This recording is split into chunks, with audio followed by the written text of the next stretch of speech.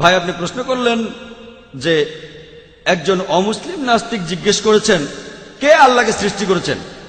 এর উত্তর দিতে গিয়ে এভাবে বলা যায় যে আমার বন্ধু, তার নাম জন, তার ভাই জ্যাক হাসপাতালে ভর্তি হয়েছে। সে আমাকে বলল, জন আমাকে বলল যে আমার ভাই জ্যাক হাসপাতালে ভর্তি হয়েছে, আর একটা বাচ্চার জন্ম দিয়েছে। ওই বাচ্চাটা ছেলে নাকি মেয়ে? ছেলে না মেয়ে বলতে পারবেন? আমি আসলে জানি না। আপনি জানেন না? ছেলে না মেয়ে? একজন পুরুষ কিভাবে কোনো বাচ্চার জন্ম দিতে পারে?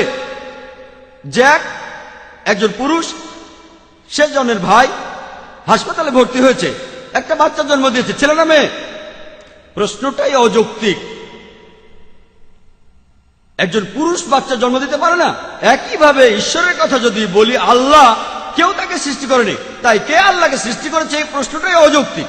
যদি আমি বলি যে অমুক লোক আল্লাহকে সৃষ্টি করেছে, সে তাহলে আল্লাহ নয়। ও আল্লাহ লোক কুফুয়ান আহাদ, তার সমতুল্য কেউ নাই। তাই আল্লাহ তাআলার সংজ্ঞা হলো তাকে কেউ সৃষ্টি করেনি। তাই কে আল্লাহকে সৃষ্টি করেছে এই প্রশ্নটাই অযৌক্তিক। যখনই আল্লাহকে সৃষ্টি করার কথা বলছি, সে তখন আর আল্লাহ হবে না। আল্লাহ তাআলাকে কেউ সৃষ্টি করেনি, তিনি এই বিশ্বজগৎ সৃষ্টি করেছেন।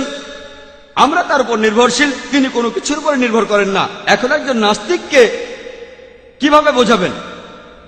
আপনি আমার ভিডিও ক্যাসেট দেখতে পারেন, is the Quran God's word.